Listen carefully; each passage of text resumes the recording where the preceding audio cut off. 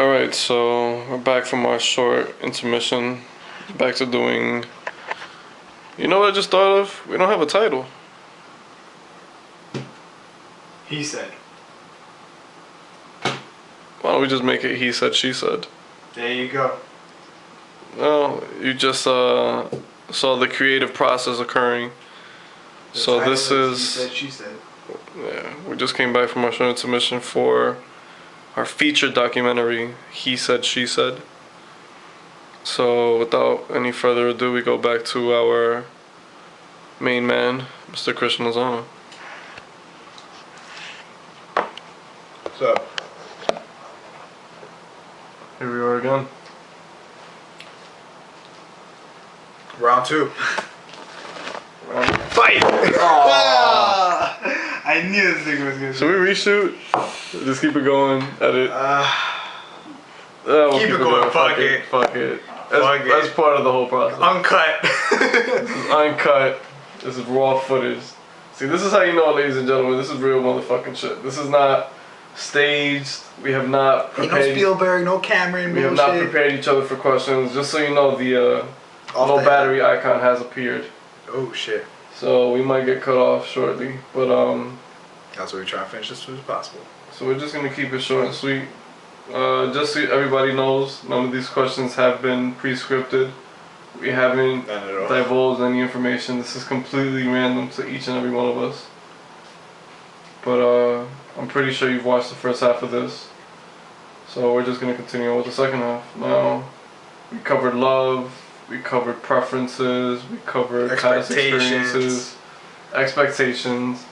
Now we're moving forward into the nitty-gritty. The parts that everybody gets into a relationship for. Not only the happiness part, but the lust part. The part that every relationship survives off of. Because in reality, a lot of relationships survive solely off of sex. Yeah. But yet that's the most emotionally detached ones also. It is, but... Just a form of using each other. You are using each other, but you're satisfied at the end of the day. Or the people might be satisfied at the end of the day. So, that's my question to you. Can you have a relationship where it revolves around sex? Can it revolve around sex?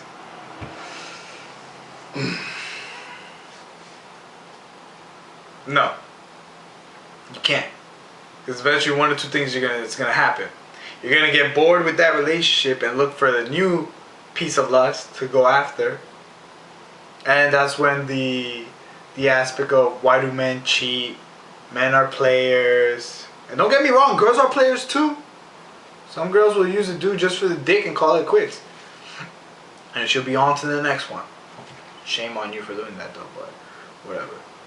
Okay. But you know, that's where the bullshit where girls always say, oh, but it's a double standard. If guys fuck mad girls, they're the man, but if girls fuck mad guys, she's a hoe. No, guys can be hoes too. It can be disgusting also, especially the ways that they manipulate girls. Not cool. Gotta get rid of that. Not popping. Not cool. Girls, get rid of that. Your mother taught you better. What would your mother think? That's the main question.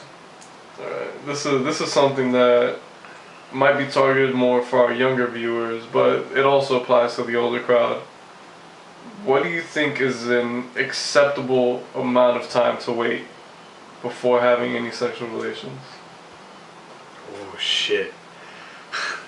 Like to talk to a girl before she puts I don't know. If a girl really wants to know if a guy's there for either the punani or for the person, I could say roughly, I could shoot my foot in the I'm gonna shoot myself in the foot with this one. But I'll say like around 2.5, 3 months.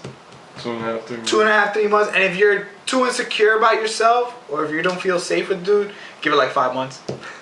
Just to be an asshole. So I'm not misconstruing your words or anything. So what you're saying is, if she doesn't put out in 5 months, you'll lose interest, regardless if she already has been everything that you wanted up until that point. No, because if she's everything that I want, then I'm standing by what I want. For her to want to have sex with me, that's either an issue or basically let's a hurdle that she has to jump over. Because if I'm feeling comfortable enough to talk about what I've been through, or the heavy personal stuff, and you're able to talk about that the same way, why aren't you able to express the emotional affection of it as well, with physical contact or intimacy? People just view girls or guys as just, let's fuck. Eventually you'll get bored of that.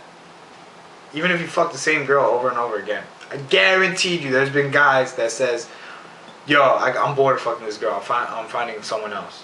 Then that's when your mindset has become too primitive. You might as well be a caveman or some shit like that. Because the purpose of a person's mind is to excel. Be more than what you are. Be better than the people that came before you. Don't make the same mistakes. If you do, learn from them. Keep moving forward. But in my opinion, most likely, it all depends on the female's part. Like my mother always says, the man gets as far as the woman lets him. She spreads her legs within a half hour, that's her fault. She spreads her legs within 5 months, that's her fault. I mean, and guys gotta be genuine about this shit too. Just be genuine. Just be straight up. Listen, I'm not much into the relationship right now. I like to interact with you. Whatever. See, take it from there. People focus so much on like the details of this shit that they forget about a bigger picture. Alright. Well spoken. Well spoken. Now, everybody has their certain, I want to say, attitude in the bedroom. How do you like your women to be in the bedroom? Ooh! Ding ding. That was a good question. Honestly, I like them to start off with that slow, but like a roller coaster type of shit. You know it's gonna be a crazy ass ride, but you just want to see how it goes from beginning to end. Starts off with slow, the kissing. Obviously, the kissing's the main shit. Tip for guys out there. I know you're so quick, your dick wants to ram up inside her vagina and just fuck her brains out. Take your time. Because one or two things will happen. You'll bust real quick, or you'll break your condom. Don't want none of those to happen, right? Main shit. Take your time. It's like preheating an oven. You gotta set the temperature right before you stick whatever you want to stick in it. Guaranteed. Make her feel moist. Make her feel wanted. Grab, touch, feel. If they like to get their hair pulled, tug once in a while. Slap a booty. Slap a cheek. Don't slap the whole thing though, because you'll be just playing bongos and no. You don't want to do that. Touch. Key spots. Lips, obviously, is one. The ears. Just heavy breathing around it. Not to the point that you're blowing snot in her fucking ear. But to the point that you're just heavy breathing, that you're appreciating that she's on top of you. Kissing her neck. There's some girls that, like around here, like the earlobe / neck area, that's killer. If you're going to eat her pussy out, or if you're going to perform fellatio, if you're going to be a cunnilingus, correction. Start off by making out with her or whatever, and then, trickle down your kisses down to her belly button. Stomach area is definitely very sensitive for them. Especially that area right above the vagina. That's also another pelvic area. The pelvic area, thank you.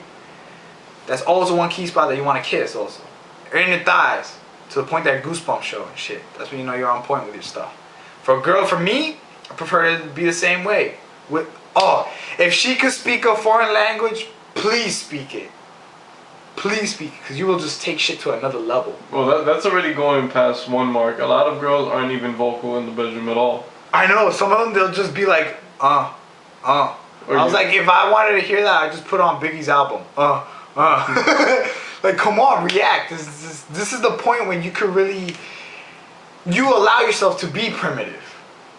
To the point that you're both comfortable with just being naked. Because I know there's dudes that fuck girls in boxers and mad insecure and rock socks. No.